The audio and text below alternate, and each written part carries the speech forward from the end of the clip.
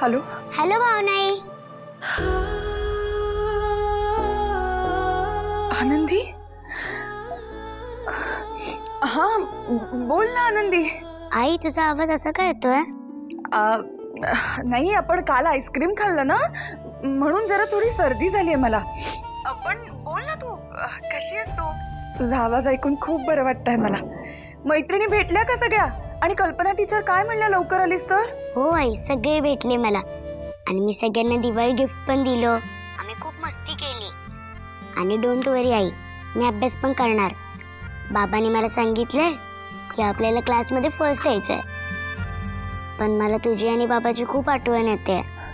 मग दूर का गेलीस तू? मी दूर नाही गेली. मला सिद्धू बाबांनी सांगितलंय की आपले जे आवडते माणसं असतात ते कधीच आपल्यापासून दूर नाही जात. असंच व्हायला हवं. काय? काही नाही आनंदी. तू खूप अभ्यास कर, खूप मोठी हो आणि लवकर परत ये. हो आई. चल मी खेळायला जाते. Bye bye. Take care. Miss you. तू पण म्हण. हो bye bye. Love you. Miss you.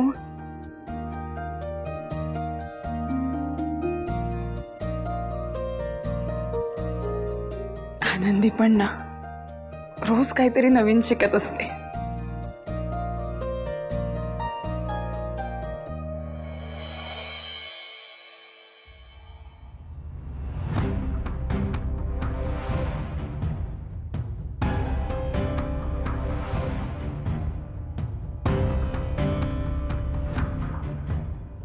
Tanuja,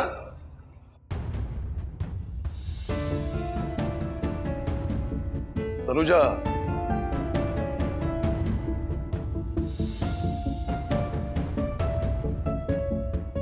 काय झालं? दचकाला काय झालं? नाही. कसला विचार करतेस का? बरं मला एक सांग, तुला तनू म्हटलेलं आवडेल का? बरं तुझी सगळी व्यवस्था नीट झाली ना आउट हाऊस मध्ये? हो. तुझी ललिताशी ओळख झाली बरोबर ना? पण त्यानंतर तुझं तिच्याशी काही बोलणं झालं का? हो झालं ना. गुड. बरं काही लागलं सवरलं तर त्यांना सांगा. मला सांगितलं तरी चालेल.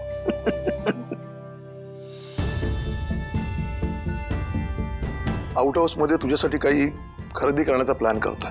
म्हणजे टेबल खुर्ची, तुला काही लिहायचं असेल तर. बरं मला एक सांग, तुझं शिक्षण झालंय ना? हो झालंय. काका मी जाऊ का आता? एक काम आहे माझं. चालेल? हो जा ना, काहीच हरकत नाही. आपण नंतर बोलू. हो.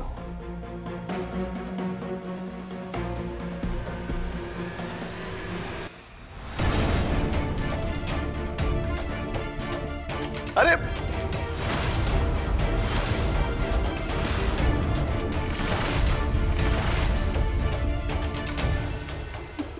सॉरी.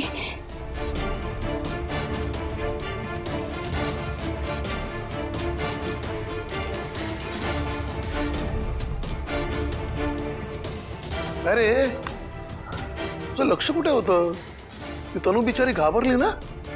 ही ती होती आउट हाऊस वाली. बरं मला सांग, कुठे गेला होतास? चालताना तुझं लक्षही नव्हतं. काय झालंय? कसला विचार करतोयस?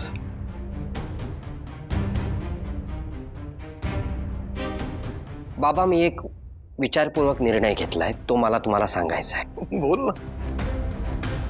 बाबा दोन माणसं जेव्हा एका कामासाठी एकत्र येतात तेव्हा त्यांचे विचार, त्यांची एनर्जी मॅच व्हायला हवी आणि मला तसं होताना दिसत नाहीये. त्यामुळे जयंत कानिटकर सोबतचा बिझनेस मला थांबवायचा आहे.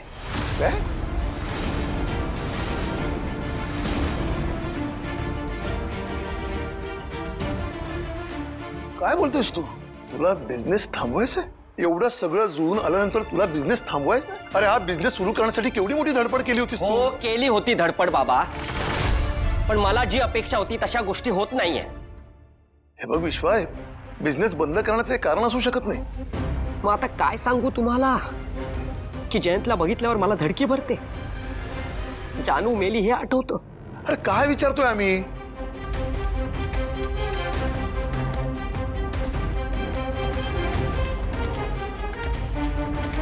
बघा बघा कसा घुम्यासारखा उभा आहे. एकही काम धड करत नाही.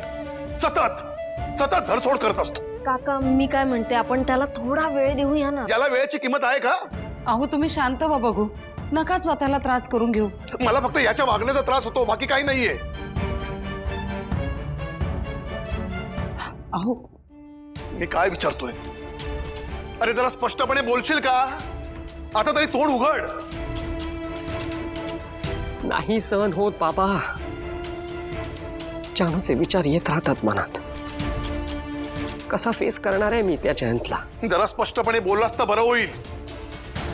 अरे जरा तोंड उघड.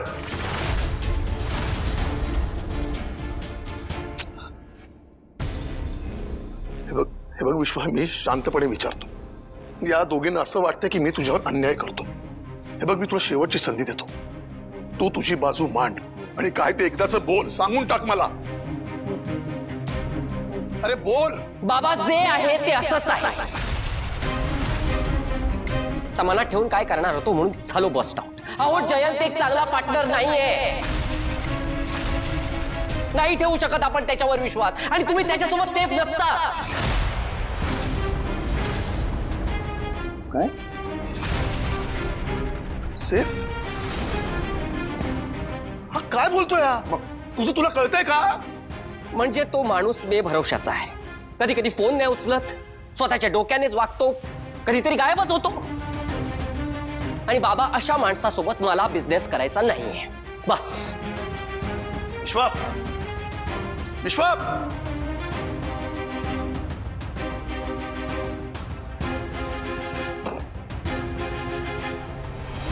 ललिता, उद्या सकाळी कानेटकरांना फोन लावायचा आणि त्याला जेवायला इथे घरी बोलवायचं. हे प्रकरण मी इतक्या सहजासहजी सोडणार नाही. मलाही कळलं पाहिजे ना की नक्की काय प्रॉब्लेम झालाय. याचा हातातोंडाशी आलेला घास मी सोडणार नाही. नक्कीच नाही. नंतर एक पोरगी आली, एकदम धीट. आणि ती व्यक्ती म्हणजे अहिल्या वेसकर.